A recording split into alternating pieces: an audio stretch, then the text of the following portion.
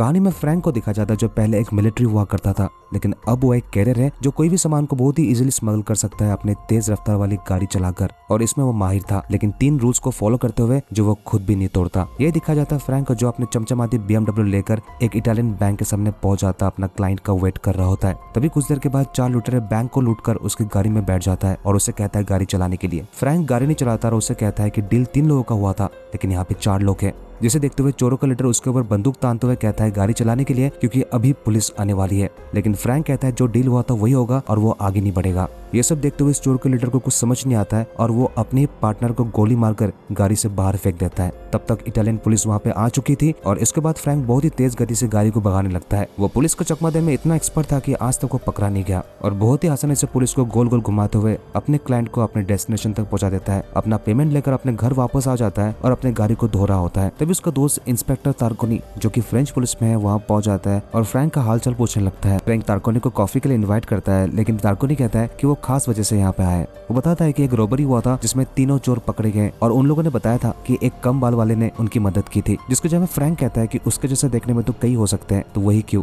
लेकिन तार्कोनी बताता है कि सबके पास वो महंगी वाली BMW चमचमाती गाड़ी नहीं हो सकती, क्योंकि ये बहुत ही महंगी गाड़ी है और सबके पास नहीं होता, और इसलिए वो उसे पूछने आया था। जिसके जवाब फ्रैंक कहता है कि वो अपना रिटायरमेंट एंजॉय कर रहा है और उसे इसके बारे में नहीं पता, जिससे तार्कोनी मान जाता है और कहता है कि अगर उसे इसके बारे में कुछ पता हो उसे जरूर इन्फॉर्म करे। और एक कहकर तार्कोनी वहाँ से चला जाता है। तभी फ्रैंक को कॉल आता है एक और पैकेज ड्रॉप करने के लिए, जिसके जवाब में फ्रैंक कहता है पैकेज रेडी रखने के लिए। नेक्स्ट सीन में फ्रैंक उसी क्लाइंट का इंतजार कर रहा होता है और समय निकल रहा होता है और तभी वो अपने गाड़ी के आईने में देखता है कि पीछे उसका क्लाइंट उसका गाड़ी का डिक्की खोलकर पैकेज को रख रहा होता है। जिसके बाद फ्रैंक गाड़ी चलाकर आगे बढ़ने लगता है, लेकिन कुछ दूर जाने के बाद उसका गाड़ी का टायर पंक्चर हो जाता है। फिर गाड़ी का नया टायर चेंज करने के लिए वो अपने गाड़ी का डिक्की खोलता है। तभी वो देखता है कि वो पैकेज हिल रहा होता है। उसे पता था कि यहाँ पे कोई इंसान है, लेकिन उसका रूल नंबर 3 कहता है कभी भी क्लाइंट के पैकेज को खोलकर ना देखना। जिसके बाद उस पैकेज को अवॉइड करते हुए नया टायर निकाल देता है और फिर टायर को रिप्लेस करते हुए एक बार फिर से अपने सफर को जारी रखता है। फिर वो एक स्टॉप लेकर वो अपना लंच कर रहा होता है और तभी वो सोचता है कि जो इंसान उस पैकेज में है उसके लिए एक कोक ले ले। फिर एक बार फिर से वो चलने लगता है और फिर आगे जाकर वो रुकते हुए वो पैकेज को खोल लेता है और उसमें से एक लड़की निकलता है जिसके मुंह पे टेप लगा होता है। फ्रैंक चाकू दिखाता है और उस लड़की को लगता है कि वो उसे मार डालेगा, जिसके बाद वो चिल्लाने लगती है, लेकिन फ्रैंक उसे मनाने की कोशिश करता है कि ऐसा नहीं है, लेकिन वो लड़की चीख रही थी। फिर फ्रैंक उस लड़की का मुंह पकड़कर उसके मुंह के टेप में छेद कर देता है और एक स्ट्रॉ डालकर उस कोक को पीने के लिए कहता है। इसके बाद वो वापस उसे बैग में डाल देता है और क्लाइंट के लिए रवाना हो जाता है। फिर फ्रैंक उस जगह पे पहुंच जाता है जहाँ पे उसे इस पैकेज को डिलीवर करना था और यहाँ पे एक आदमी खड़ा था जिसका नाम है वॉल स्ट्रीट, और यही वो इंसान है जो लड़कियों का तस्करी भी करता है। फ्रैंक उस पैकेज को हैंड ओवर कर देता है और ऐसा एक्ट करता है कि उसने इस पैकेज को खोलकर नहीं देखा। वॉल स्ट्रीट उसे बता रहा होता है कि वो उसे बहुत पसंद है और उसके बारे में बहुत सुना है, और इसके बाद वो अपना फाइनल पेमेंट कर रहा होता है। लेकिन तभी वॉल स्ट्रीट फ्रैंक को एक और पैकेज डिलीवर करने के लिए कहता है। उसे कहता है कि उसे एक सूटकेस ड्रॉप करना है और फ्रैंक अपने इस ट्रांसपोर्टेशन बिजनेस में हमेशा तैयार होता है। वो इस सूटकेस के साथ एड्रेस और पैसे भी ले लेता है और वो वहाँ से चला जाता है। फिर एक बार फिर से फ्रैंक कुछ दूर जाने के बाद वो ड्रिंक स्टॉप लेता है। फिर अपना ड्रिंक खत्म करने के बाद जब वो अपना गाड़ी में वापस लौट रहा होता है तब अचानक ब्लास्ट होता है उसके गाड़ी में, जिससे वो छिटक कर दूर जाके गिरता है और उसका गाड़ी का कचुम्बर बन जाता है। ये देखकर फ्रैंक को बहुत गुस्सा आता है। फिर फ्रैंक इसका बदला लेने के लिए दया बनकर दरवाजा तोड़कर अंदर चला आता है जहाँ पे वॉल स्ट्रीट नहीं था, लेकिन उसके पंटर लोग फ्रैंक के ऊपर गोलियां चला जाता है। लेकिन फ्रैंक बहुत ही आसानी से इन लोगों से निपटता है और सबको मार डालता है।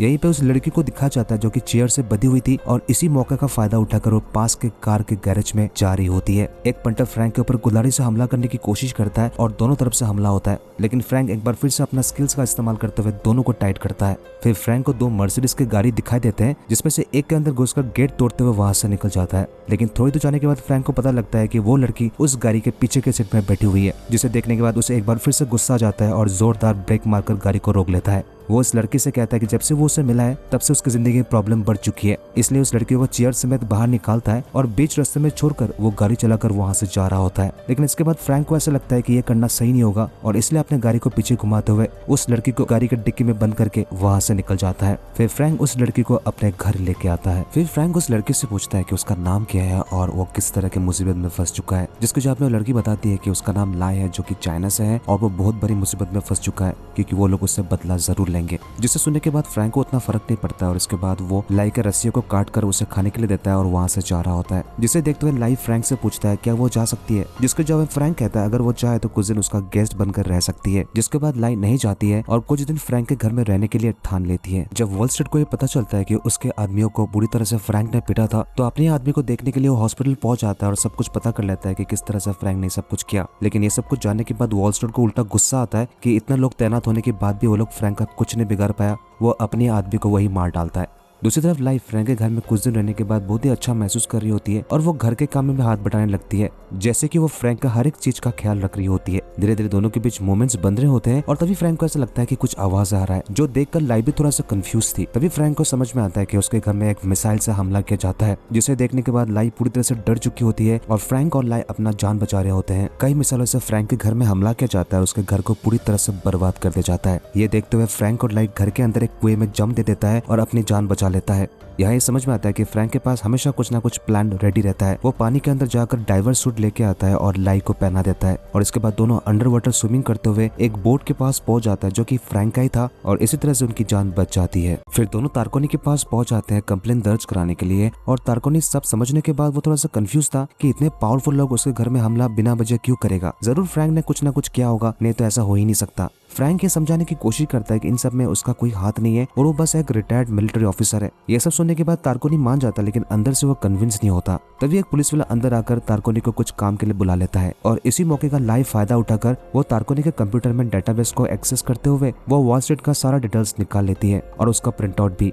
और इसके बाद पुलिस स्टेशन से दोनों बाहर आते हुए लाई एक टैक्सी पकड़कर वो वॉल स्ट्रीट के पास जाना चाहती थी, लेकिन फ्रैंक इसमें इंटरेस्ट नहीं दिख रहा होता और वहां से वॉकआउट कर रहा होता है। ये सब देखते हुए लाई फ्रैंक से पूछती है क्या तुम बदला नहीं लेना चाहते, जिसके जवाब में फ्रैंक कहता है उसका जो कुछ भी नुकसान हुआ वो एक बार फिर से बना लेगा, लेकिन वो बदला नहीं चाहता। लाई पूछती है क्यों, जिसके जवाब में फ्रैंक ये कहता है कि उसे पता ही नहीं है वो किस मुसीबत में फंस चुका है और वो लाई के बारे में सब कुछ नहीं जानती है, वो किस पर भरोसा करे, और कहता है अगर तुम्हें बदला चाहिए तो तुम जाके बदला ले सकती हो। ये कहकर फ्रैंक वहां से जा रहा होता है। ये सब देखते हुए लाई इमोशनल हो जाता है और कहता है कि उसके जैसे और 400 लोग हैं जो एशिया से ह्यूमन ट्रैफिकिंग के द्वारा यहाँ लाया जाता है और वो सबकी हेल्प करना चाहती है। फ्रैंक ये सब सुनने के बाद वो समझ आता है और वो वादा करता है कि वो हेल्प जरूर करेगा और इसका शुरुआत वॉल स्ट्रीट के ऑफिस में जाकर ही करेगा। जब वॉल स्ट्रीट अपने ऑफिस में जाता है तब तक लाई और फ्रैंक वहां पहुंच जाता है और फ्रैंक उसे बंदूक दिखाते हुए उसे बैठाकर पूछता है कि बाकी 400 लोग किधर है, उसका डिटेल्स देने के लिए। यहाँ लाई सभी फाइल्स को ढूंढ रहा होता है लेकिन वहाँ पे कुछ नहीं मिलता। इसके बाद फ्रैंक लाई को बंदूक देता है और फ्रैंक भी ढूंढने की कोशिश करता है लेकिन उसे भी कुछ नहीं मिलता। ये सब देखते हुए वॉल स्ट्रीट फ्रैंक से कहता है कि शायद लाई ने उसे सब कुछ नहीं बताया है और लाई से कहता है कि उसका पिता अभी आने वाला है। तब तक लाई का पिता अपने 2 बॉडीगार्ड के साथ ऑफिस के अंदर कदम रख लेता है और अपनी बेटी को देखते हुए मानो सारा प्यार उभर चुका है। लाई अपने पिता पर बंदूक दिखाते हुए कहती है कि बाकी 400 लोग किधर है, जिसके जवाब में उसका पिता कहता है कि वो सच में ऐसा कुछ करने वाला है और अपने बेटी को मरवाने वाला है, वो ऐसा क्यों सोचती है। ये सब देखते हुए फ्रैंक को कुछ समझ नहीं आ रहा है कि यहाँ पे कहानी क्या चल रहा है और कौन सच बोल रहा है और कौन झूठ। तभी लाई का पिता फ्रैंक के ऊपर बंदूक टानता है और अपनी बेटी से कहता है बंदूक रखने के लिए। तब तक वॉल स्ट्रीट अपना एक बॉडीगार्ड को बुला लेता है जो फ्रैंक को मजा चकाता है। वॉल स्ट्रीट उसके ऊपर बंदूक मारकर उसे बेहोश कर देता है। तब तक तारकोनी वहां पहुंच जाता है और वॉल स्ट्रीट तारकोनी से कहता है कि इसने लाई को किडनैप किया था और इसके ऊपर किडनैपिंग का चार्जेस लगाना चाहिए। तारकोनी इसके जवाब में कहता है कि वो इसे पहचानता है और यहाँ से वो संभाल लेगा। वो सभी से कहता है अपना स्टेटमेंट देने के लिए पुलिस स्टेशन आने के लिए। ये कहकर तारकोनी वहां से चला जाता है। जब फ्रैंक को होश आता है तो वो अपने आप को जेल में पाता है। तारकोनी फ्रैंक से कहता है उसे पता था कि वो किसी मुसीबत में है, लेकिन उसने अपने इस नाचीज दोस्त को कुछ नहीं बताया। वो फ्रैंक से कहता है कि वो बहुत बड़ी मुसीबत में फंस चुका है और उसके ऊपर बहुत सारे चार्जेस भी लग चुके हैं क्योंकि ये लोग बहुत ही खतरनाक लोग हैं। वो फ्रैंक से पूछता है कि एक्चुअली हुआ क्या है। ये सब कुछ समझते हुए फ्रैंक तारकोनी को सब कुछ बताता है और तारकोनी इसके जवाब में कहता है कि उसके पास एविडेंस क्या है। फ्रैंक कहता है उसके पास कोई एविडेंस नहीं है, लेकिन उन 400 लोगों को बचाना चाहता है जो कि एक कंटेनर के तहत यहाँ लाया जा रहा है। तारकोनी समझते हुए कहता है कि उसके हाथ बंधे हुए हैं, वो उसकी कोई मदद नहीं कर सकता। ये कहकर वहां से जा रहा होता है। तभी तारकोनी फ्रैंक से कहता है कि वो कितने घंटे में इस केस को सॉल्व कर सकता है। फ्रैंक का जवाब होता है 10 घंटे के अंदर, लेकिन फ्रैंक कहता है जब वो यहाँ से निकल पाएगा तभी वो इस केस को सॉल्व कर सकता है।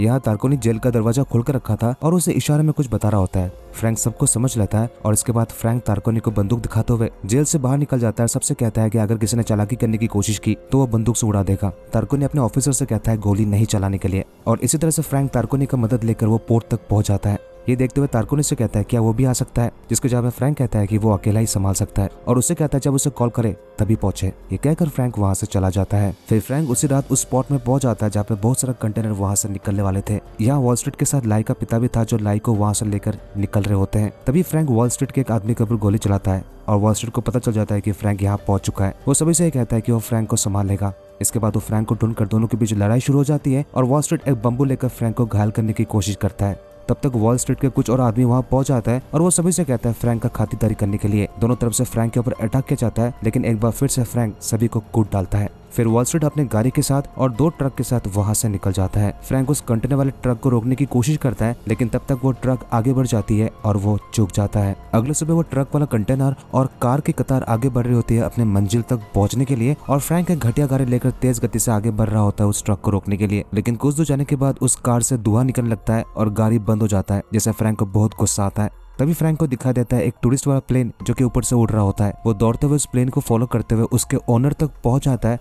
और उससे कहता है कि उसे ये प्लेन जरूरत है। उस प्लेन का ओनर बताता है कि ये टूरिस्ट के लिए नहीं है। फिर फ्रैंक उसे बंदूक दिखाता और कहता है चलने के लिए। वो 2 ट्रक आगे बढ़ रहा होता है और फ्रैंक उस प्लेन के साथ वहां पहुंच जाता है। वो उस पायलट से कहता है कि जब वो उतर जाए वो इंस्पेक्टर तारकोनी को कॉल कर दे। ये कहकर फ्रैंक वहां से कूद जाता है और पैराशूट लेके उस ट्रक के आसपास पहुंच जाता है, जिससे सभी को पता चल जाता है कि फ्रैंक यहाँ पे भी पहुंच चुका है उन्हें रोकने के लिए। फ्रैंक उस ट्रक पर लैंड करता है और अपने पैराशूट को खोल देता है, जो कि उड़ते हुए पीछे की गाड़ी में गिर जाता है और आपस में एक्सीडेंट हो जाता है। लेकिन वॉल स्ट्रीट वाला गाड़ी अपने आप को बचाकर आगे बढ़ रहा होता है। फ्रैंक उस ट्रक के अंदर घुस जाता है और उस ड्राइवर को लात मारकर गाड़ी से बाहर फेंक देता है और फिर वो खुद ट्रक को चला रहा होता है। तभी वो देखता है कि वॉल स्ट्रीट अंदर आ चुका होता है और उसके ऊपर हमला करने की कोशिश करता है, और दाईं तरफ से लाई का पिता फ्रैंक के ऊपर गोली चला रहा होता है। दोनों लड़ाई कर रहे होते हैं और इस बीच वॉल स्ट्रीट ब्रेक दबाकर फ्रैंक को किक करता है, जहां फ्रैंक गाड़ी का ग्लास तोड़कर नीचे गिर जाता है और वॉल स्ट्रीट देख रहा होता है कि फ्रैंक कहाँ चला गया है। फ्रैंक ट्रक के नीचे होता है, जिसे लाई का पिता देख लेता है और उसके ऊपर शूट करने की कोशिश करता है। फ्रैंक एक हाथ में लीवर लेकर उनके तरफ फेंकता है, जो कि डायरेक्ट ड्राइवर को लगता है और गाड़ी अपना संतुलन खोकर दूसरे रास्ते पे मुड़ जाती है और एक पेड़ से टकरा जाती है। फिर फ्रैंक एक बार फिर से ट्रक के ऊपर चढ़ जाता है और सुपरमैन की तरह उड़ते हुए एक फ्लाइंग किक वॉल स्ट्रीट को मारता है और अपने पैरों से उसे जकड़ लेता है, फिर उसे ट्रक से बाहर फेंक देता है। फ्रैंक एक बार फिर से ट्रक को चला रहा होता है और उसे दूसरे रूट की तरफ लेके आता है और गाड़ी को रोक देता है।